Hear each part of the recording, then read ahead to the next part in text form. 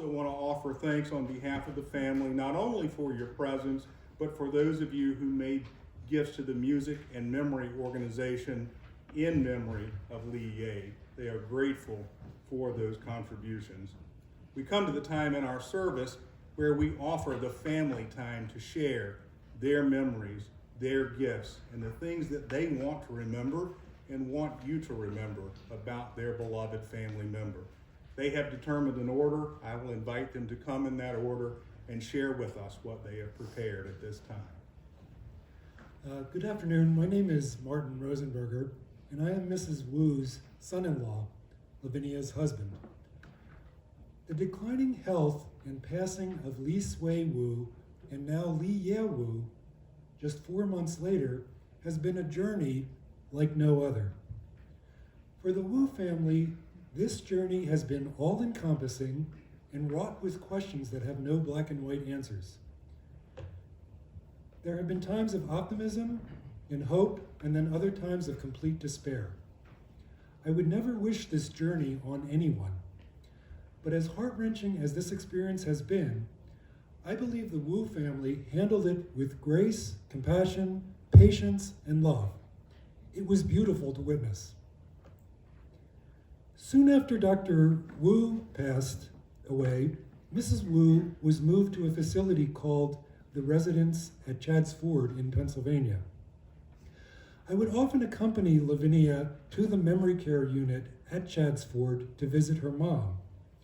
While Lavinia did her daily routine with her mom, I had the privilege of conversing with and getting to know each and every person who resided in the memory care unit. It thoroughly enhanced my understanding of Alzheimer's disease and dementia and taught me what is most important to people with dementia and, frankly, to all of us. I would like to share that insight with you. I think that most people who walk onto a memory care unit for the first time might feel uncomfortable upon first meeting memory care residents. You will usually see several residents sitting together in a common area. Many are unable to speak and just sit and stare quietly, or they may hang their heads and look sad. Others may be roaming around the room carrying a book, a playing card, or another resident's shoe. Some may approach you and tell you something that is a little disjointed or nonsensical. Often people with dementia will give you an extended stare as their diminished and medicated brains try to make sense of who you are or what you just said. They may repeat a certain phrase over and over, or ask you if you can put them on a bus to go home. There are those who may write these people off as just old and senile. Some families may abandon their loved one in a facility, believing that all they need at this point is to be fed, have a safe place to sleep, and someone to change their diaper. It is not necessary to visit much because they may not remember that you were there anyway. But when you spend time in a memory care unit, you begin to understand that these people are basically you and me. They are or were once married. They have children, grandchildren, great-grandchildren.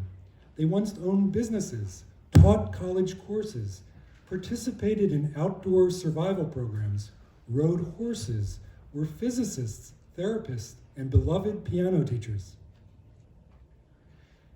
And that younger person, that person they used to be, that soul is still very much inside of them. They can still feel all the emotions. They are still capable of feeling and giving love. They still feel sadness, often a lot of sadness. Many still have a sense of humor, and they definitely can feel loneliness. Inside, I am sure all of them are experiencing the intense frustration of not being able to think and communicate as clearly as they once did. Their soul is trapped within a brain that is failing them, and it must be a terrible feeling. I have to say that at Chadds Ford, all of the families of the memory care residents represent what I see as ultimate examples of how family members should treat loved ones with dementia. At Chadds Ford, key family members visit their loved ones on a regular basis. They spend time talking to their loved ones. They eat meals with them. They take them out shopping. They hug them and make them know that they are loved. When their loved one with dementia tries to tell them something, it may not always be clear as to what they are trying to say, but these families look their loved one in the eye and do their best to understand and give a supportive response, and it makes their loved one just a little less frustrated. The important lesson is that everyone needs to have someone who will stick by them, advocate for them, visit them, regardless of their mental and physical state. Stick by them to the end. A hospice nurse friend of ours mentioned little gifts that people with dementia will give you when you least expect it. They will suddenly have moments of clarity. And this happened with Mrs. Wu. Even when she was barely able to speak, she would occasionally laugh appropriately at a joke or thank a nurse who complimented her on how pretty she looked. Just a few months ago, we took Mrs. Wu to our house and sat her behind our baby grand piano that used to be her baby grand piano. Ulysses was there and can attest to this. With encouragement, she played a few notes and then, all of a sudden, did a glissando, where you run your fingers down the entire length of the piano keys. It was shocking and really cool.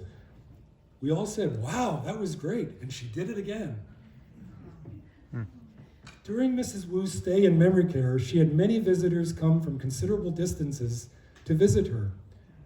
Her son Ulysses lives in Connecticut, but would make the trek to Pennsylvania when he could. Her other son, Reggie, and his family visited Mrs. Wu in person virtually every weekend. And on a daily basis, Reggie would talk to her via FaceTime. When Reggie and Lisa and often Ashley and Brandon came to visit, they would stay for hours. Lisa would decorate her room, making it as warm and homelike as possible. And it was moving to see Brandon cry for his grandmother, and Ashley sit close by her side, hugging her, brushing her hair, and telling her how much she loved her. Reggie always brought his guitar and obsessively practiced his scales in her room. I think the sound of someone practicing an instrument was very pleasing to Mrs. Wu. He would also use an electric piano to play songs for his mom. Often these songs were ones that she had written herself. There were even times that Reggie would take his guitar out to the common area and play Beatles and Elvis songs for the other residents. The residents would absolutely love this.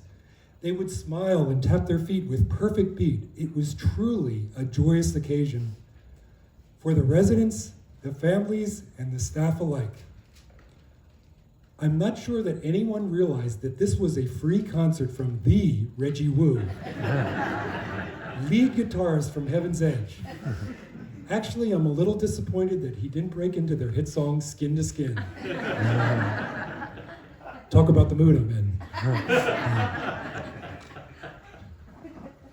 And then there was my wife, Lavinia.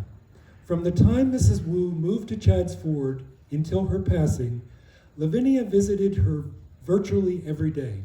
She spent hours with her mom. She spoke in the sweetest, kindest voice to her mom, sometimes in English, sometimes in Chinese. As a dentist, she made it a goal to brush her mom's teeth every day. You could just tell Lavinia and her mom loved those little moments of togetherness.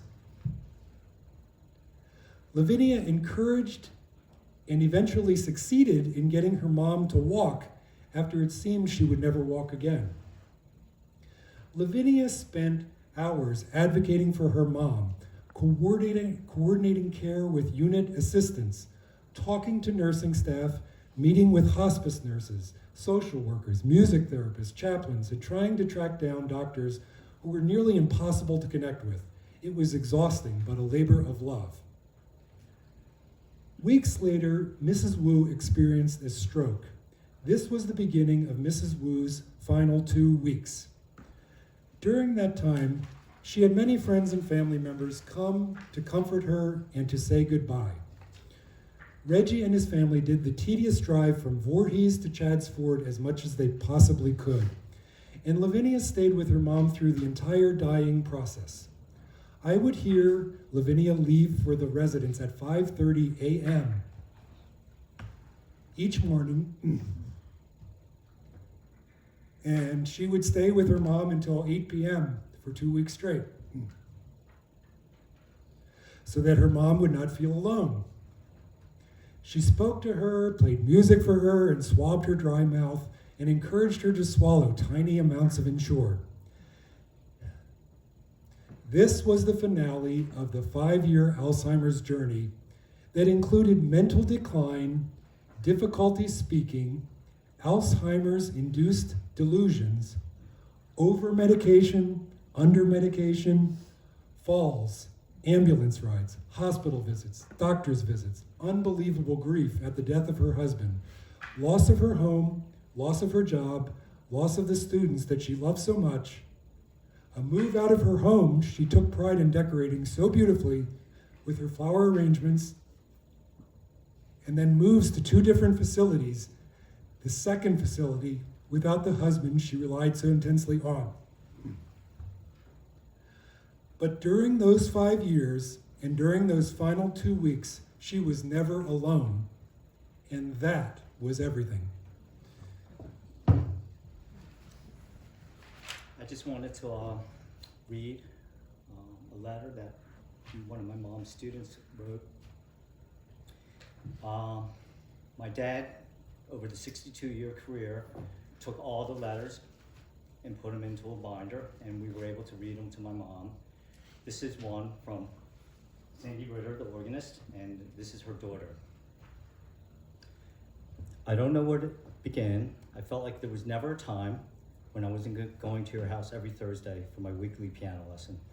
We would drive in the light or dark, over rain, snow, or ice. I would quickly run to your house and make it just in time.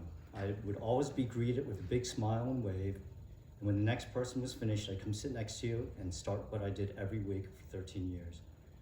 I can't even express to you how much you've done for me. You've taught me much more than music.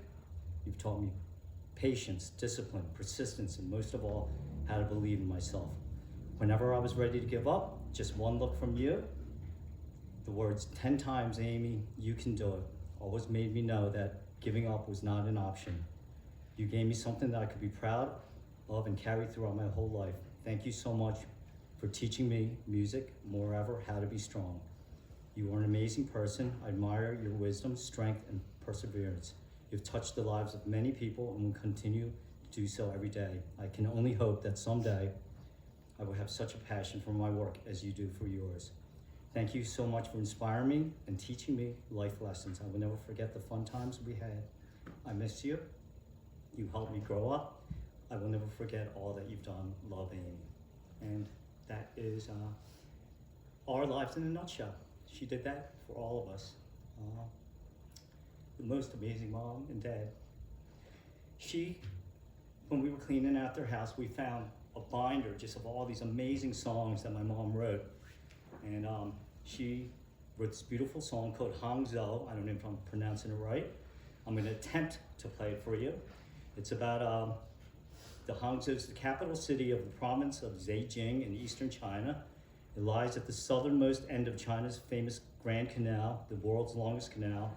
It was famously described by Marco Polo as the most beautiful city in the world, at the foot of a picturesque mountain range with the beautiful West Lake, old shrines, temples, romantic bridges, and pagodas.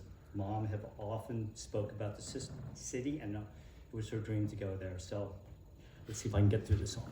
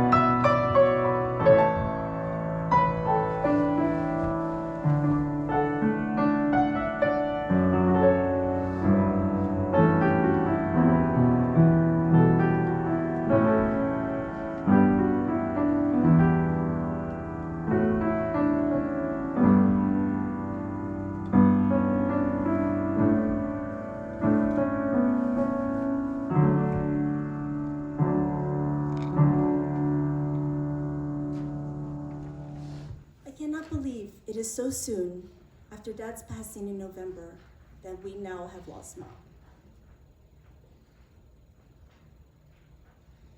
This past year has brought on immense life-changing moments. It was a spiritual journey that completely changed my perspective on how I view life. There's so many people we would first like to thank. First, I would like to extend our gratitude to all friends and family who have supported Mom and Dad and our family throughout this journey. A special thanks goes out to Hanmei, Dr. Lee, and your family. You have gone above and beyond to support our parents. Thank you also to the staff at the residence at Voorhees and at the residence at Chadds Ford, including Vitality Hospice and Holistic Care Hospice, who all cared for Mom and Dad. And to Tina York, the director at the Voorhees location, and more recently, the interim director at the Chadds Ford location. You were there for both Mom and Dad, and our family appreciates you and all of your kindness and compassion in caring for our parents. Heartfelt thanks go out to all the residents who live in the memory care unit at Chadds Ford and all of their amazing families that support them day after day.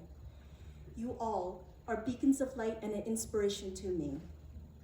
And to Mary and Karen, I can never thank you enough for your unwavering encouragement and love. Last but not least, thank you to the students and families who took music lessons from Mom over all these years. You were a source of pride and joy for her, as she strived not only to be your piano teacher, but also a friend and mentor. It was a difficult decision to move my mom from the memory care facility in Voorhees to the one in Chadds Ford right after Dad died in November. I just wanted her to be closer to me so I could see her every day and care for her. I was warned that the change could be detrimental for my mom, just having lost Dad and having new surroundings and new people and a loss of familiarity, especially with her Alzheimer's. It was not easy by any stretch, but I don't have any regrets. Being with my mom each day brought so much meaning to life. I sat with her, held her hand, and shared funny stories about my day. I'm sorry, excuse me.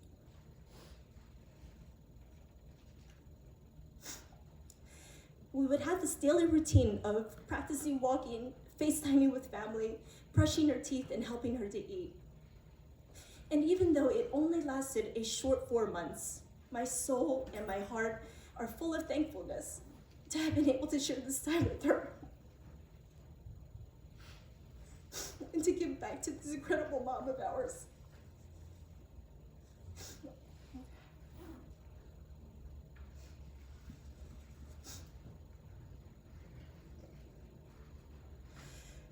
As I was thinking back to my childhood and growing up with Mom, I realized that she was one of the strongest people I knew. You wouldn't know it given her quiet and reserved disposition as compared to my dad's super extroverted personality.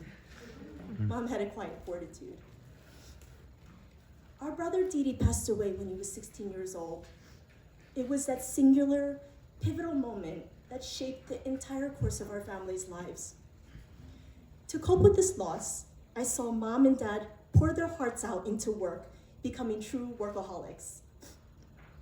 Dad was always traveling far away on long business trips overseas, and Mom was teaching over 100 piano students every week, starting early in the morning and going all the way into the late night.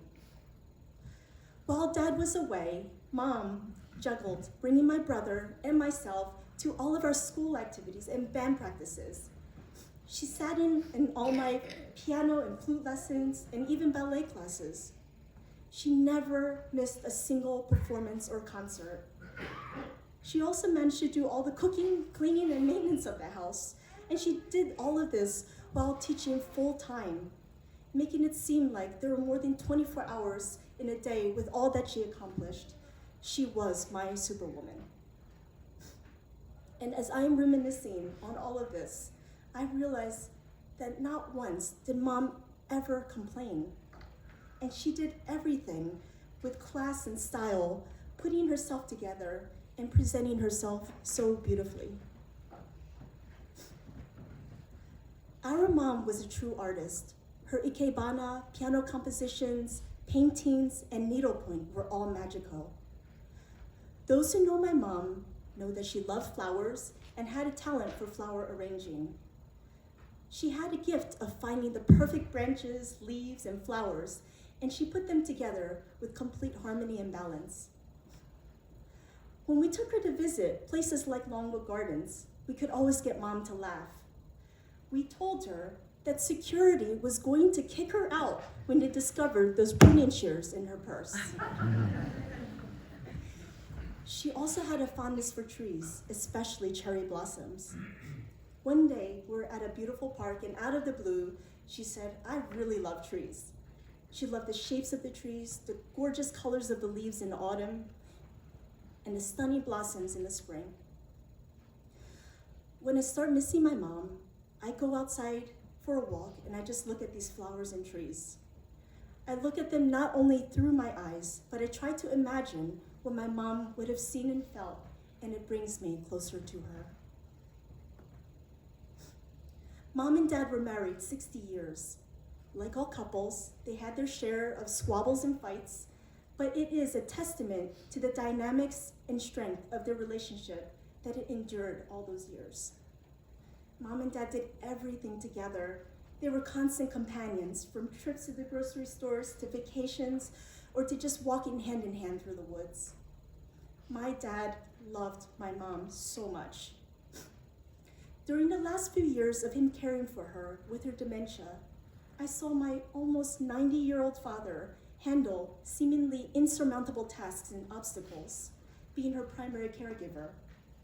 He never gave up on her, and that love manifested itself in the most profound ways. They often say that when one spouse dies, the other dies soon after. My mom and dad passed away within 4 months of each other. I like to imagine that Dad was impatiently waiting for Mom in heaven, so much so that he decided that it was time for her to be with him. It almost feels cosmic or orchestrated. I believe Dad's spirit was with Mom during her last 2 weeks, and I feel like he wanted to make sure that she didn't suffer at all through the process. After my mom had a stroke and began the 2 final weeks of her life, she had a calmness and a peacefulness throughout the entire transitional process. Even the nurses remarked that they had never witnessed a person have such serenity and tranquility during the dying process as our mom did. She was peaceful all the way to the end. The decline and passing of my parents has been a long and arduous journey for all of us, but I feel like I have learned so many important lessons along the way. I learned that people with dementia are often unable to articulate how they are feeling. I witnessed this as my mom struggled to find her words as she was trying to communicate with me. But I found if you look and listen closely, each of these people shine a light from within them, a soul that just wants to be loved, accepted, and understood. Our presence, even if just quietly sitting together, validates them. And even the smallest act of caring can make the biggest difference in their world. The other thing that I learned is that it is our family and friends who will sustain us through our lives. One of the last wishes of my parents was that our family should always be connected with one another after they passed. They said, "Promise us that when we go, that all of you won't be strangers to each other." This journey over the last year has bonded my family together in profound ways. It has helped me to see that it is these beloved family and friends that will help give you strength, especially during the darkest hour. I'm going to conclude by playing 2 short pieces on the piano for you. The first piece is called Tontin. In 1982, our brother Didi had written a song about Tontin Lakes in Medford. This was the year that he died, and he was only 15 years old when he wrote it. Mom and Dad had missed Dee Dee for 40 years. And it was my sister-in-law, Lisa, who said to me, "Can you imagine how beautiful that reunion was when Mom finally got to see Dee Dee again?" The second piece is called Reverie by Robert Schumann. This was one of my mom's favorite pieces, and when it was played, it triggered an emotion and memory that bridged my mom's past to present and awoke something inside of her. The name of the song Reverie is, by definition, a state of being pleasantly lost in one's thoughts, a daydream. During the last couple days of her life, Mom was laying there peacefully with her eyes closed. My friend Karen came to visit my mom and said to her, "Liiyeh, I hope that you are having some really beautiful dreams." And I couldn't help but think that Mom was having beautiful dreams of finally being with Dad and Dee Dee.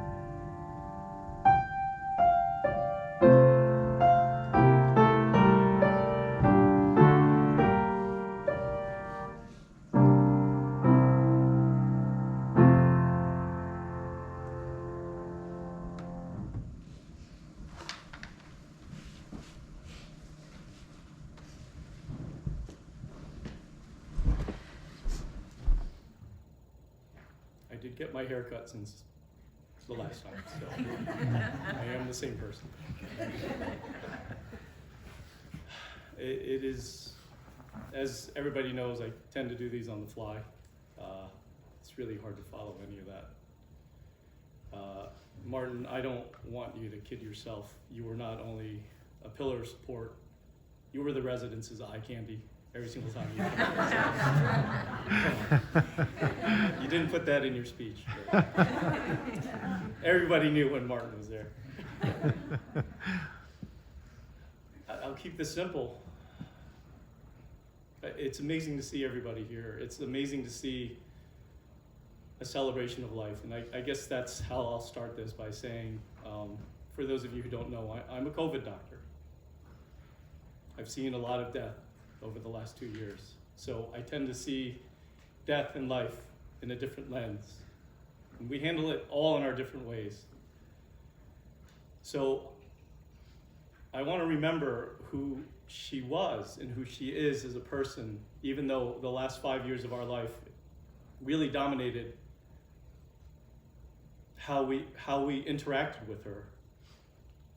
But it really changed, I think, who we are. And as a family, I'm amazed by the family that had come out and supported her. As you know, or may not know, we're not the closest family, but the love is still there. But this is the first time I really saw, well, I shouldn't say that, with my father and my mother being so close. The love that was given, not just by immediate family, but by everybody else that has been touched by her. And the amount of support, it warms my heart to know that the love that you showed and continue to show has always been there and will always be there for everybody through thick and thin. I consider ourselves fortunate because Reggie's an old man. And how many people get to say that they get to live into their late 50s with their parents, to get to know their parents, to be with their parents? And everybody here has lost loved ones. And I hope in all those times that you were able to spend as much time with them and love them as much as possible. I do have a bone to pick with Lavinia. As I said when our father passed, that Reggie is our father, and you are our mother. And the reason I have a bone to pick with you is because I was supposed to be the girl, if you remember. So they had Reggie, they had Constantine, and they really wanted a girl so bad that they had a sign, a giant sign, in pink that said, "It's a girl." And then I came out. And I'm not supposed to curse here, so I won't. But I can imagine in their minds they were like, "Ay, ya.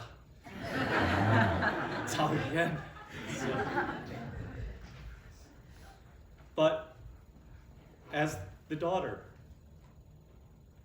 you are mom, and she's so proud of you. She's so proud of who you are, what you've become, and what you represent. And you've done it much better than I, as a girl, could have ever done. I think the theme of this, and Lavinia alluded to this, they weren't movie buffs, but their lives are like a movie. And growing up as Chinese American, Taiwanese American, I had no identity of who I was, who we were, no idea. And not that I should derive my personality and who I am from pop culture, but there was a book which became a movie. I don't know if you've all seen it or read it, Joy Luck Club. If you haven't, I totally suggest it. And I see, it's such a sad but triumphant movie at the same time. It's a beautiful movie, beautiful book. And I saw echoes of my mother in that. And there was such sadness in that movie. But there was also such beauty. And I think that's what my mother exemplified and what I was able to take home from that. Lavinia's absolutely right. When two spouses pass from each other, often they pass within 6 months. The literature out there supports that.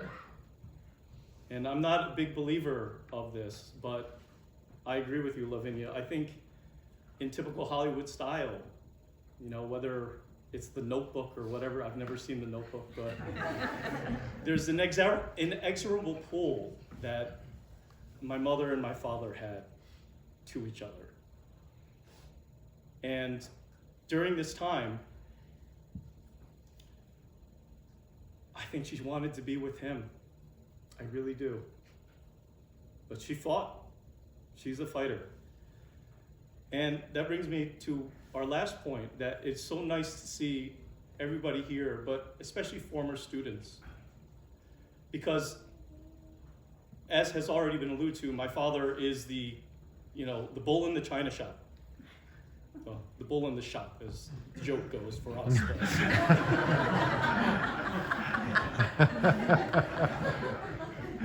But we know who wore the pants in the family. We know who the matriarch was.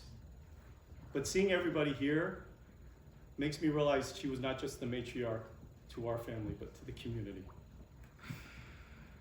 She has touched so many lives, and it is so important, I'm so incredibly grateful of her former students, former friends and family that she guided to this point. So the last movie I will probably sum up is, if you ever saw When Harry Met Sally, their lives were not like that at all. Trust me. But if you remember the little montages that were in between of each of the couples, if you've ever seen that movie, and there was a nice Chinese couple in there.